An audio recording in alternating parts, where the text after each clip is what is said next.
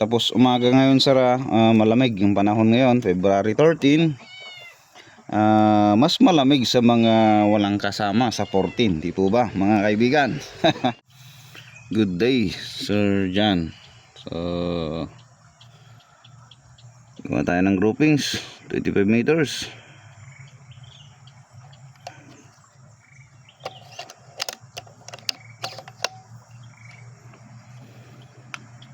Saan tayo dito? Sige. Okay, sundan natin.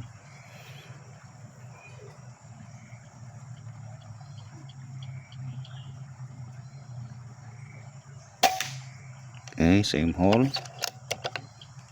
Pula ng bala. Mano-mano na tayong maglalagay.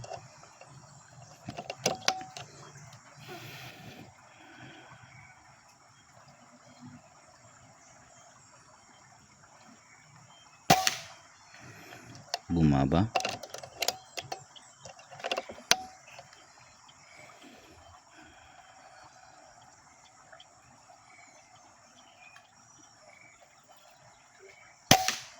Okay, pumasok ulit. Ano ibig sabihin nun?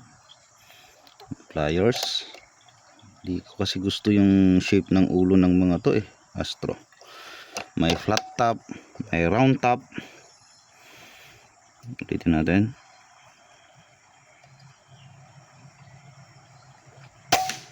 Okay, pasok pa din sa butas. Bakit yung isang yon hindi maganda bats na nakuha natin?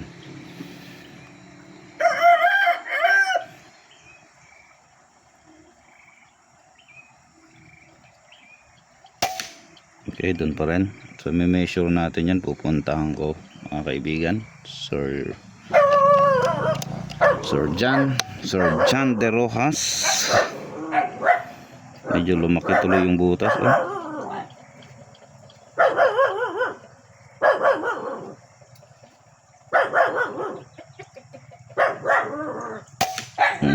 pasok pa rin. So lalapitan ko Sir John, i-kakaliper ko, i-check ko kung ano yung kanyang. Makikita mo ako sa video kasi pupuntahan ko siya. Yan yan, ito sir, may sa tayong flyer. Hindi maganda yung nakuha natin kasi kailangan nating visually i-check. Tapos umaga ngayon sir, malamig yung panahon ngayon, February 13. Mas malamig sa mga walang kasama sa 14, di po ba mga kaibigan? So puntahan ko lang sir, tapos may measure ko yun ng caliper, pipicturean ko, ayan, sisingit ko rito sa video, di po ba sir? Sige.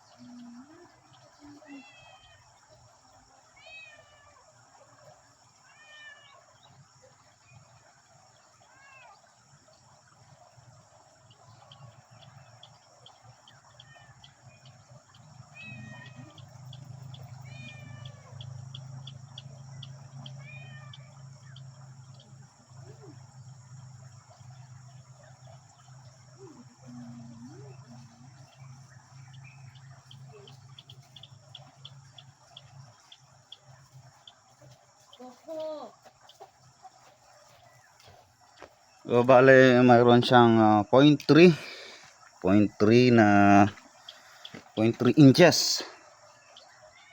Meron siyang 0.3 inches na grouping sa 25 meters. Parang kwan na po siya, parang kuko sa ating little finger. Ayun po siya kalaki. Ngayon pupunta tayo sa 50 meters. Yung 5 peso coin natin doon, i-check natin yung kanyang patama doon. Okay, adjust natin yung parallax. Yan.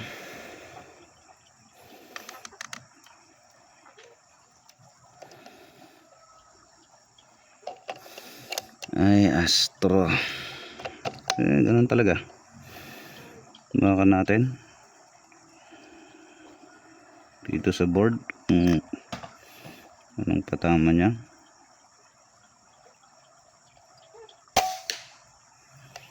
Okay. Isa pa.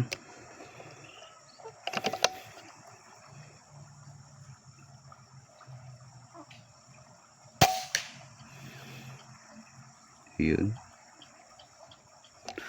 Hope maliwanag dyan, nakikita sa video. Isa pa. Tingnan natin kung magkatabi yung shot marks natin.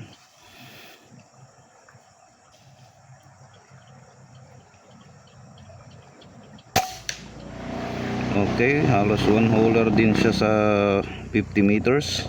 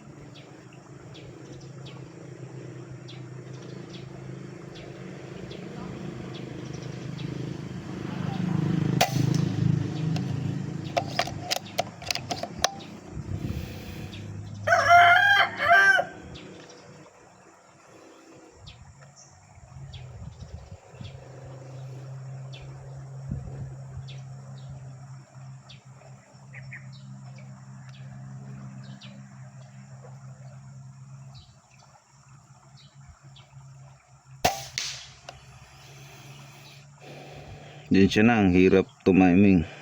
Nagsiswing yung target natin ng 5 peso coin. Yan, tumigil.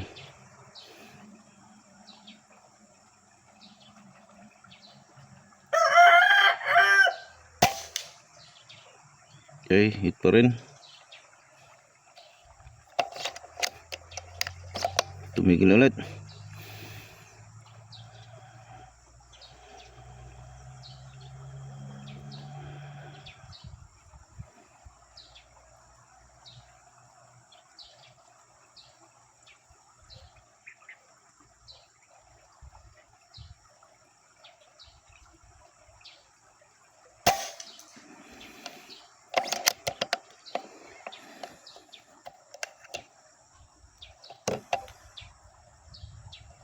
Hintayin nating medyo tumigil na yung target. Ayan, tumigil na para walang lason.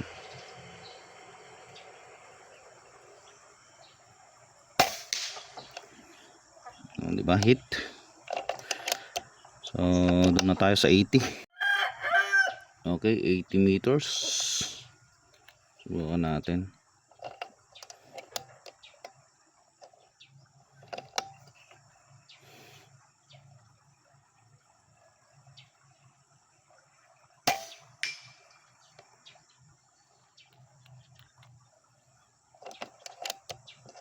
Isa pa.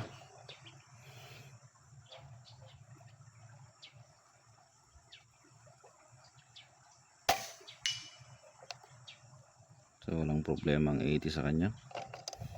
Medyo mahangin na mga kaibigan. Muna tayo sa 90. Ito yung 90. So dito tayo sa 3. Subukan natin.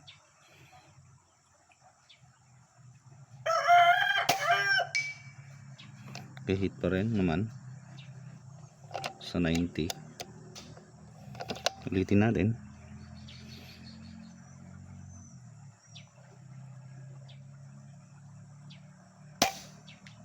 Papansin nyo, nagko-compensate tayo kasi medyo may hangin-hangin konti.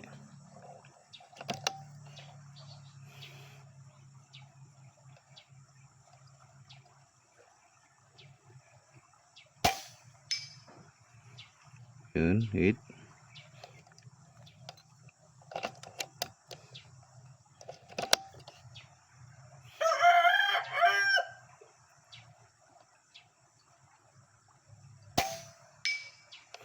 Hit pa rin.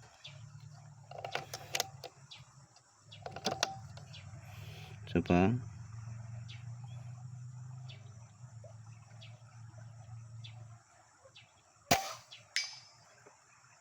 Okay. Isa pa. 90 meters.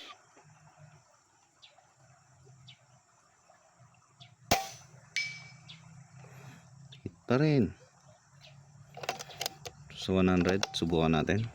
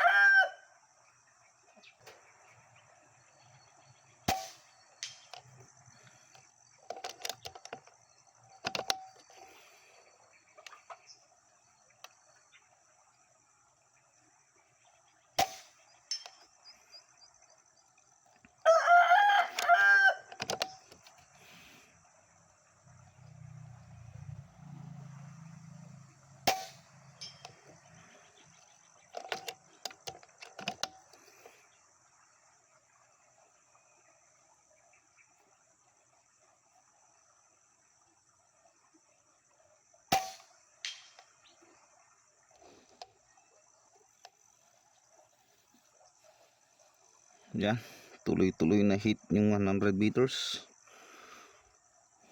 as request.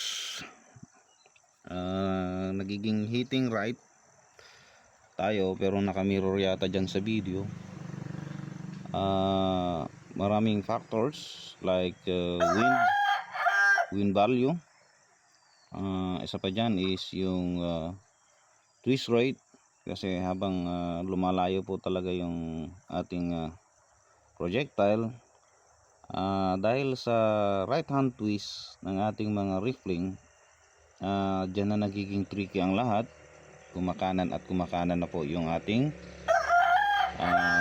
parabolic trajectory, mga kaibigan. So ayun yan. And okay na tong unit mo, sir. Tuned at 950 fps. Napakalakas po nito. Pwede nating babaan kung gusto mong 25 meters lang at one holer talaga. Lalagay natin sa mababang muzzle velocity or fps. Pwede rin. Pero dahil request is 100 meters, ayun na nga, sir.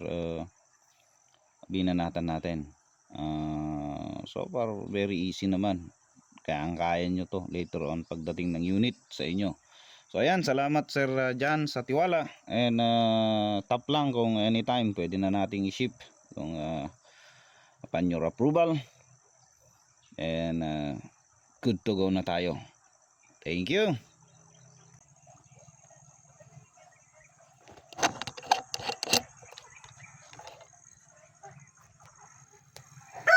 So, bale po yan po yung kanyang muzzle velocity 940 average. Ito yung mga ginamit natin, Astro 18. Okay, with resizer. Yan po yung scoop natin. Pansamantalang ginamit ko tong scoop ko, sir, kasi ito lang yung may side cam na available nating scoop, at para ma-view natin yung video first hand. So okay, yan yung 25 meters natin. Yun yung 50 meters natin. Parang ang laki kanina sa target pero ang liit niyan. Yung tinitarget nating 80, yun yung 80 at 90. Ayan po. Yun naman yung 100, yung maliit dun. Okay. So napakalayo naman, sir. As per request, 100 meters. Ayan po, nakita na natin. Ay ilalagay ko yung scope mo mamaya at gagawa ko ng data of pass engagement mo pa kasi magkaiba tayo ng scope. So ayan sir, ready to ship na. Okay, thank you.